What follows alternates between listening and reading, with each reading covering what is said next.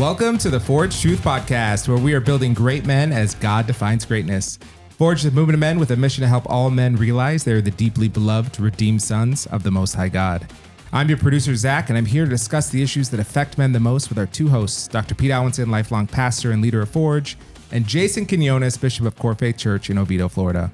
Men, welcome to the show. Hey, here we are, ready to go.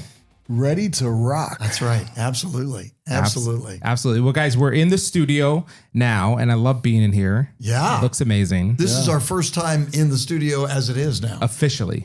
Yeah. We've snuck in before. But we want to welcome a guest to us. They're coming in remotely, but we're very, very excited to have them. It's Dr. Emerson Eggerichs. And he is a well-renowned author.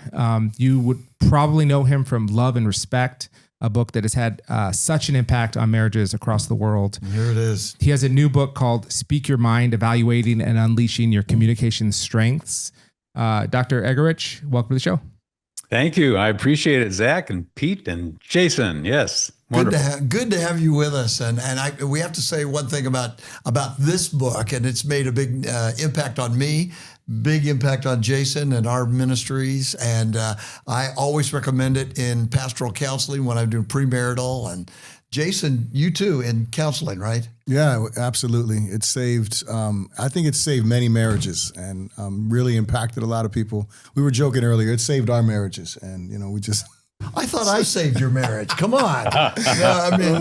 No, but it's an amazing book. And there's two books that I've read on marriage that I really love. His Needs, Her Needs, Love and Respect. Those are the two books. We actually went to the conference that you did in First Baptist Orlando a few years back, live with some of our church. And I've walked a couple of couples through like marriage counseling and use your materials. So you're the counselor, really. I just, facilitate. No. We're in this together, but thank you for that. I am always encouraged to hear that. Absolutely. And we'd love our guys through Forge to go ahead and get that book too, as well. Yeah. Well, absolutely. I mean, it gave a vocabulary for people to use in marriage that is, and that's really what's been so helpful. The crazy cycle and the energizing cycle, right? Yeah. Awesome. Well, and I think to that point that you just made, there is a voice and vocabulary that we give to men. I think women rehearse, they are able to think through their what we call episodic. They think sequence, they he said, she said, they can recall so much. And sometimes we men get into these conversations and we just feel like we can't engage this. It doesn't seem to result in mutual understanding. We get frustrated, then we get angry, then we walk off, and that doesn't work. And so how do we then give expression of what we're feeling without coming across as egotistical, narcissistic, or even in some way being dismissive of her? And so I think part of the excitement for men is help them, navigate these conversations in a healthier way. Absolutely. Yeah, definitely. Well, you wrote a new book called Speak Your Mind, Evaluating and Unleashing Your Communication Strengths. Can you tell us a little bit about why you wrote this book? Excellent question. Actually, my daughter, Joy, adult daughter now, but these concepts that I talk about in the book are things that really had affected me back in my college days. And I tried to apply them to my own life because I was at a moment where I heard some things that really just, how that you have that moment where somebody says something, it's kind of like everything clicks with you. And I wanted to be a more effective communicator. And the speaker was saying, you need to ask, is it true? Is it kind? Is it necessary? And I was at a point in my life where I just wanted to be effective. I felt like I wasn't being as effective. And I thought, boy, that's a good little formula for me before I open my mouth. And since then I've added a fourth because I thought I was being true, kind, and necessary. But people said, what's your point? And I realized I wasn't clear. And but all through the years, I would coach my children. I have 3 adult children. Hey, is this true? Is it kind? Is it necessary? Is it clear? And none of us are going to do that perfectly, but it certainly is a guide and certainly a guardrail. And so Joy, my daughter, said, Dad, this needs to be written. You need to put this in a book. And so I followed her advice. That's great. Well, I love that origin story, not the least of because I also went to Wheaton College, as you did. So it's great to talk to someone, a fellow Wheatie. Yes. Oh, absolutely. And I think, Pete, didn't your mom go to? My mom went to Wheaton back before Billy Graham. So there it is. Yeah. Absolutely. Okay, so I love that you added a fourth qualifier on there, clear. I think that is so good, right? True, kind, necessary, and clear. Guys, did you take the self-exam at the beginning of the book? I did. I took the self-exam. I want to confess that as a communicator, I generally think that I'm clear, but people always have questions, and I'm like, was I not clear enough? And so that creates a problem. But what I did find is, at least to my own understanding, my issue is kindness. I'm not as kind of a communicator as I should be. I wouldn't say that. Well, I mean, I took the assessment. That's what the assessment said to me. So did. Okay. That's the one that I scored the lowest in. So I was like, yeah, I could see that. Yeah. So, but there it is. What about you guys? I took it too, and I was a communications major at Biola College in Southern California. So, this kind of stuff is right up my alley, and but I remember one of my communication profs saying, Alwinson, if you would talk less in a group, you would communicate better. So I've had to continue to learn and focus on it. I love what you did in here in giving a guy a self-analysis tool. I think too many men don't have them and don't use them. And if they have them. And so I think it's a great tool. Hope our guys get this book, Speak Your Mind, and take that test at the beginning. So where did you land on the test? I want 4s and 5s, baby. 4s and 5s all the way, But I've made a lot of mistakes in my life for sure. But as pastors, if you don't learn this stuff, you will not last. And so we've learned trial and error, I think, in a lot of ways. So I still have some areas of growth, but it was very, very, very helpful. Yeah. Well, and I appreciate that immensely. I mean, I really do. And the fact that there are 80 questions can be intimidating. And my goal is to try to help us see our strengths and to be encouraged. And I've talked to communicators about it, and some people have avoided it because we don't want to be told where we're, falling short. There's an intimidation factor. But the real aim here is to really high-five it. Hey, look at all the things that we've learned over the years. Yeah, we can maybe improve in this area or whatever, but hopefully we went away with a feeling, the Lord has done some good things in my life, but partly because we do want to be effective. It's been said as pastors, if there's a mist in the pulpit, there's a fog in the pew, right? I don't know if you've heard that. Yeah. But we challenge ourselves. If I'm not clearly communicating, I remember years ago even saying, I know what I mean, I just can't say it. And this professor said, if you can't say it, you don't know what you mean. Mm-hmm. And so the challenge for us, and there are three groups that we're writing this book to. One, those who are, quiet and they're afraid to speak. It's been stated that people would rather get cancer and die than to be told they need to publicly speak. I mean, people fear speaking. And so that's a big issue to a lot of people. And they need some tools, a little skill to know how to maybe improve that. Then you've got the other group out there that are just speaking their minds with blunt force, and leaving blunt force trauma with people. I'm just being honest. People can't handle the truth. That individual who needs to soften a little bit and let truth carry its own weight. And then there are people out there that just want to be a better communicator. They feel like they're average, but they really want to sharpen those skills, just as you were referencing as pastors. We're always trying to improve that. So that's my target audience, and I'm hoping that people will be encouraged by assessing their strengths first and foremost. Absolutely. And as a side note, before Zach takes over again, there's a pastor that I know of in our area who has been suspended from his pulpit, frankly, because of uncautious words out of his mouth. And it's really sad. And it's completely unnecessary. And if he had just said, I'm sorry right away and began to deal with it, he needs this book in a big way. Yeah. And I would say this, doing the questions, the 80 questions didn't seem like too much. And I just want to give you a high five to let you know that you did. I thought it was really cool, the encouragement that was there. I did feel that high five even as I read, and I was like, I need to grow in communicating and kindness. I also love the fact that as you go through the chapters, you have those, I forget what you called them, but they're like little check, where you can check, like, okay, are you communicating like this? I think that's helpful for guys because it kind of helps us to process the information, and not just because I know when I can read a book and you just read. Okay, I read a book and what did I just read? But this actually lets you pause and kind of think. So I really think it's a well put together resource for guys for people that are trying to communicate better. Mm-hmm. So yeah. Excellent. No, that's very encouraging. Thank you. Yeah. Well, I think the 4 categories framework is so great: true, kind, necessary, and clear. I'm a father of 2 young kids. I have a 4-year-old, I have a 5-year-old and a 6-year-old. And I really need to stress this with them before they tell me something about the other one. Is it true? Is it kind, necessary? And if they're clear. But let's go through each one. Let's talk about why each category is so important to get right and how things can fall apart if they're not done right. So first, like when we speak, why is it important to focus on what's true? Well, certainly that's the foundation of it all. And let me just add to this. Those 4 concepts are distinct. Dr. Brown at Regents University, we did a national study, and these are so distinct, they don't bleed over into each other. Mm-hmm. In other words, you can speak what's true, but it's not kind. You can be kind, but not true.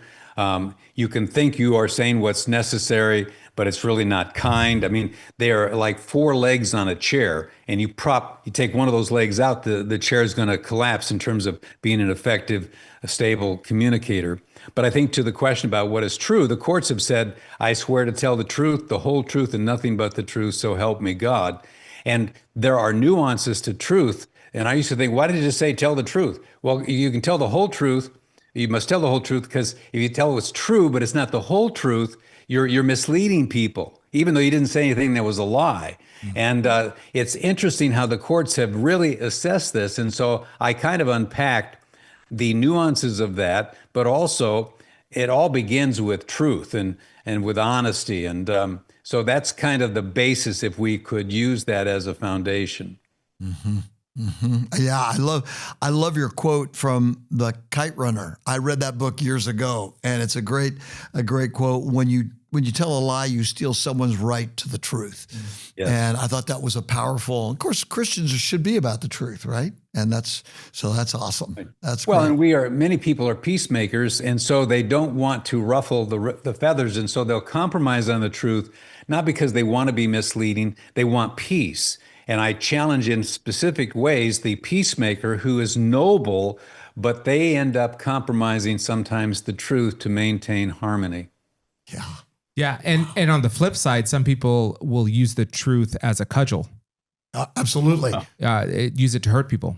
Temperament is a big part of this. My choleric friends just love to hammer you, and yeah, you're not that. Yeah, I mean, yeah, maybe listen, that's what you're thinking. I already confessed that I need to be more kind in my communication. I'm very bold. I'm Puerto Rican. It just comes out sometimes. That's a family trait. Rough truth, hard truth, tough love. Yeah. One of my fellow friends at Wheaton College, he had a t-shirt company, and on one of his shirts, he had the verse, "Have I now become your enemy by telling you the truth?" Yeah. Right.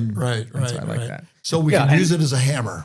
Yes, and I think another point that's important, I was being interviewed the other day on this, and someone was basically asking the question, well, if people don't receive what we have to say, is it because we're not communicating well? And one of the points I need to make, and this is why I say speak your mind, we are called to speak the truth with kindness, necessarily and clearly. That does not guarantee that the other people on the other end are going to receive it, to the point of that t-shirt. Sometimes we are speaking truth lovingly, respectfully, honorably, and they just push back as though somehow we're mean-spirited. And this is where people second guess themselves. That's why these guidelines help me know, is this my issue or is it really their issue? Mm-hmm. I'm not trying to in some way, be unteachable here, but I have to also recognize that there are people out there who are unteachable. Yes. Absolutely. Yeah. We've met them. We've met those kinds of people. The most we can do is just to make sure our communication is on point, and how they take our communication is really going to be in their court. Yeah. I mean, John MacArthur said, truth is dividing by itself. You know, so I mean, I always tell the church when I communicate, I'm like, hey, we have to be truthful people. We don't have to be jerks about it. Yeah. Like, let people be upset because of the truth, not because of the tone of the truth or because of the attitude that we bring with it. And so that's good. No, that's great. Yeah. Good. Okay, but next we want our speech to be kind. Can you talk about why that is? Well, I think partly what we said, truth without kindness ends up being, cruel. It's rude. But what does it mean to be kind? Thumper says, if you can't say anything nice, don't say anything at all. And I think too often we have a Thumper theology. And so niceness, were you nice? And that is an ugly word at some level. So I talk about the fact that kindness really is, did I deliver this in a loving and respectful way? I'm not compromising the truth, but was my demeanor, would people around me watch me say, you delivered that lovingly or respectfully? And even saying, look, I'm trying to get a truth here. Help me. I'm not trying to be unloving because I feel a lot of love in my heart for you. I'm not trying to be disrespectful. So if at any point I'm coming across in a way that's offensive to you, but what I'm trying to focus in on here is this substance that I think can serve you well. And it's that kind of framework that I think is the best way to proceed. Is it loving and is it respectful? And you can ask the question, and I think that's why, going back to what we're saying here, even if we feel like I'm not as kind as maybe I should be, we can ask the question, hey, am I coming across in an unkind way here? Because I don't want to sidetrack this issue here. And I have a tendency, in fact, I spoke in Wheaton Chapel when I was a student. And afterwards, I met with the chaplain, and I said, how did I do, thinking I was going to be the next Billy Graham? And he says, I just have one strong word for you. I said, what? Don't beat the sheep. Oh, yeah. But that is sort of the way we are when we're younger communicators for the gospel. Yes. And when we're young pastors.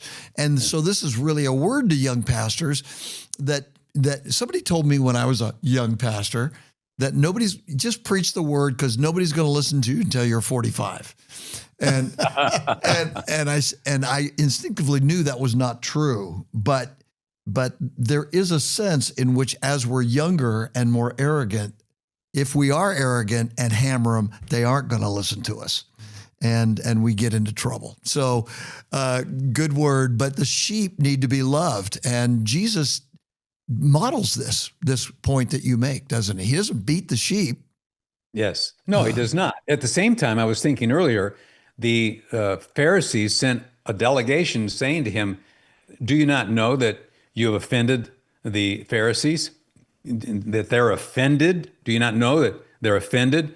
And one of the points I make is that there are people out there who say you offend me, and then we've concluded that I must be offensive, but we would never say that Jesus was sinful and offensive because someone else took up offense. So the other side of that is, part of the speaking the truth is there are going to be some people, and I think MacArthur would be one, we're going to offend people, and they're going to be offended. The question is, are we offensive as human beings in our personality that we need to deal with, or is it truth carrying its own weight and they're offended by the cross? Right. Yeah. Good point. Yeah. Wow. Absolutely. Because if we fail to speak kindly, it's going to be an obstacle for the truth of what we say to get through and to be communicated. Yeah. No, that's good. What is that statement I think I made about they'll listen to the truth, but they hear kindness? That's right. Boy, that is so true. And so one woman carried around a book in front of her husband with the title, How to Live with an Evil Man. And I love that. And if we're walking around like that with people, it's going to turn them off completely unnecessarily. So absolutely. Oh, that's great. Okay. The next one is necessary. Why is this such an important qualifier for our speech? Well, again, it comes down to, in each of these, speak the truth in love, Ephesians. I mean, there you see the first two right away. And then the necessity issue is Ecclesiastes. There's a time to speak and a time, to refrain from speaking. And so the challenge for us is to think, is this the moment? Do I need to say this now? Do I need to say this at all? Is this really necessary? I mean, it can be late at night and the person is fatigued, they're tired. This is no time to lecture our 5 and 6-year-old with their, they're whining, they haven't eaten and they need to go to bed. Lecturing them, my kids always said I gave them, a 1-page set of notes on what they needed to improve. That's the big joke in our family. And it wasn't necessary many times. And certainly the timing of doing that wasn't always the most prudent. So just stepping back and saying, is this something I need to speak right now? Do I need to even say it at all? And that's where I think people, in conflict in marriage even, and one more thing, is not necessary. That's great. Oh, for sure. And this was one that is definitely something I need to grow in. I'm better at it than I used to be, but traditionally I've put my foot in my mouth quite a bit. And I really try to live by the idea of remain silent and be thought a fool rather than speak and remove all doubt. And so, really, like, is this necessary for me to say, or am I going to say it and then regret it? Because really I should have just stayed silent on that. I think both of you guys are that way. I don't see you guys as off the cuff and alienating people at all. I think you guys are good communicators. But one thing I love on page 163, you talk about the unfiltered versus the thoughtful. And we have a ministry to men in the greater Orlando area. And so we know a lot of unfiltered men. Sure. Yes, absolutely. What they say, they think. And I think this is really important. In fact, I think this section was what I see the most of the men around of part 3. A lot of people I meet are like this. They're oversharing. Sometimes, oversharing, that's too much. You didn't need to go into all that.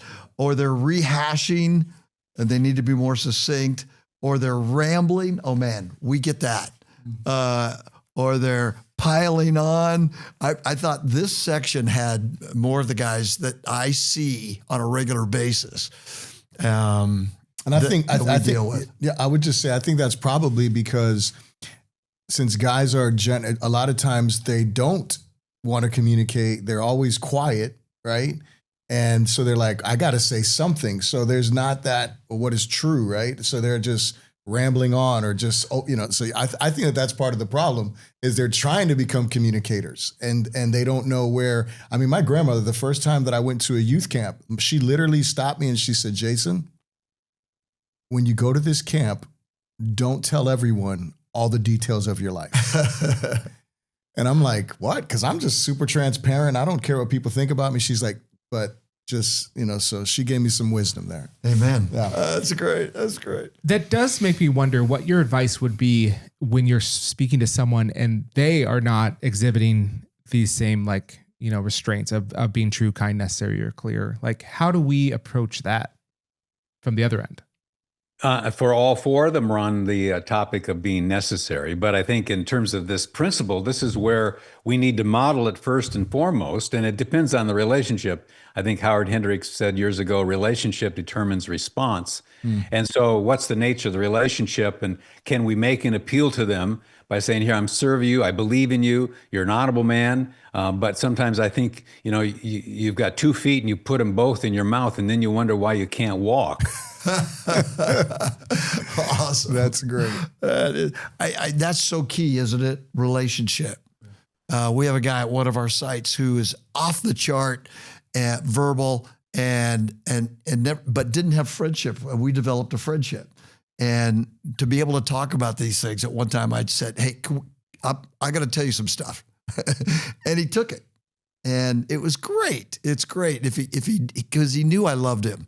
And Yes. And that makes all the difference in the world, Yes, yes. Now I've messed up with other people, but this guy I didn't, and it was fun to see progress in his life. Well, deeper relationship gives you permission to speak more of the truth.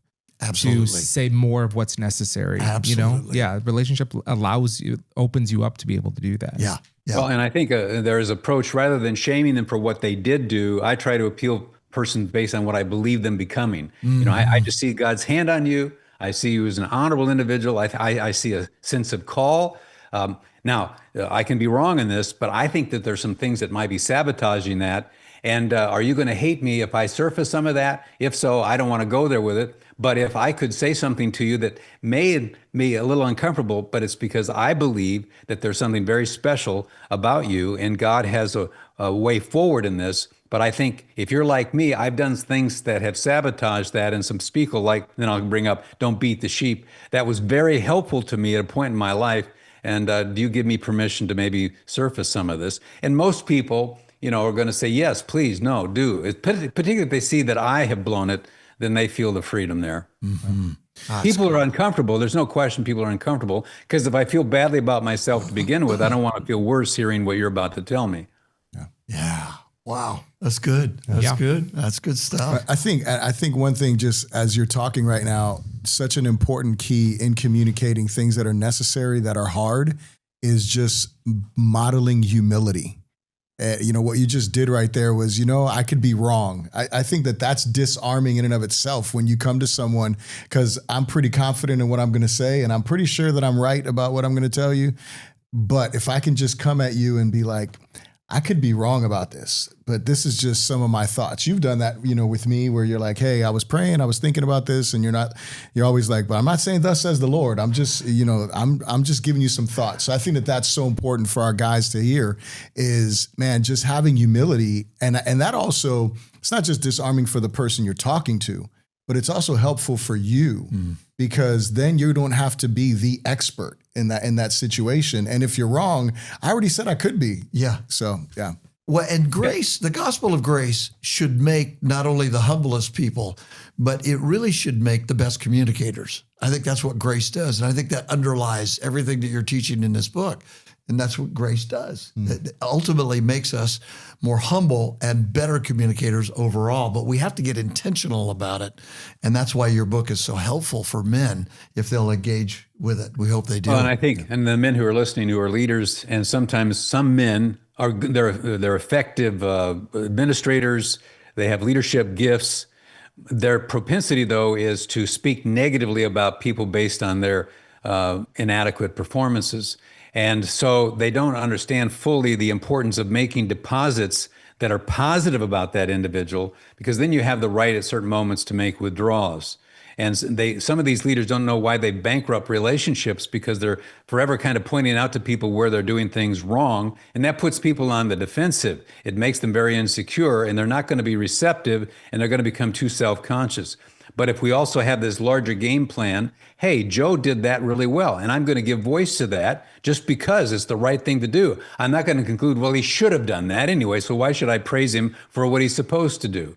That's just poor leadership there. But I think, again, part of how we help people change is by letting them know that we believe in them, to the point that I think we're making here. Yeah. Absolutely. Okay, and the final quality that should define our speech is being clear, clarity. Can you speak a little bit about that? Yeah, I mean, again, that's where I have part of my common expression. After I'll speak for a little bit, I'll stop and I say, did that make sense to you? Did that make sense to you? And not just keep going on and on and on and on, because people start, getting tired, they fatigue. But I've often asked this question, does it make sense? Because that gives me the feedback. And then if they say, no, it doesn't, I don't say, well, then start listening. I don't put it back on them to get the wax out of their ears. I'll say, well, let me run at it again. And I do know this, that even the greatest of geniuses who know the most about their subject will speak about it in such a way that their grandmother can understand it. Yeah. And the real practical was the whole self-editing deal, that we will self-edit ourselves. That's a practical concept. And then this other one of spider webbing. I start out with one topic, but this can trigger a web of unrelated points. And so staying on point is crucial. Those stood out to me because I could do that. I can go from one thing to another to another. And they call that the weave now. The weave. Yeah. Right. Yeah, right. I got you. I know what you're talking about on that. But Absolutely. Well, I think that's our time for today. So I'm going to end it there. But I want to thank you so much, Dr. Eggerichs, for coming on. Oh, thank you. No, this is a delight. And I appreciate the fact that you did the assessment and you read the book. And that blesses me. Well, absolutely. Thank you so much. I'm gonna have you give our challenge to the men at the end of the show, but I'm gonna close us off, and then I'm gonna give you time to think of what your challenge is gonna be to our men. But I want to thank everyone at home for listening to this episode of the Forged Truth Podcast. If you have any questions or comments about what we talked about today, please join the conversation by leaving a comment on the video or emailing us at forge@forgetruth.com. If you're interested in reading the book, Speak Your Mind, Evaluating and Unleashing Your Communication Strengths, you can find it where all books are sold. And we would love it if you'd help pass on word of the Forge Truth podcast to your friends, anyone that you think would benefit from this episode today. Now, Dr. Eggerichs, do you have a challenge for our men today? Yeah, I do. When I sign the book, I will use the person's name at the top, and then I'll say, "Speak your mind!" ! People need to hear from you what is true, what is kind, what is necessary, and what is clear. Speak your mind.